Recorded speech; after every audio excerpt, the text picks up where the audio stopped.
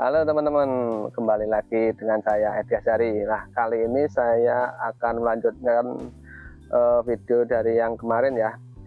Itu yang kemarin mengenai penataan akar atau program akar dari pohon anting putri. Nah, sekarang saya mau program akar pohon sianci ini. Nah, ini masih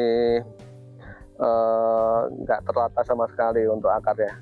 Kali ini kita mau program akarnya, kita benahi. Oke, ayo kita lihat videonya.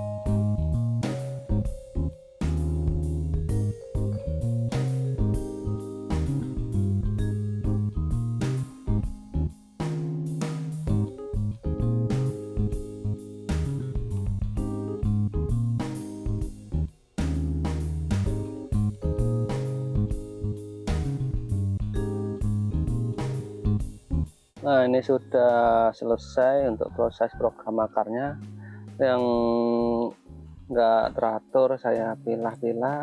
Nah, hasilnya seperti ini. Nah, demikian dulu untuk video kali ini.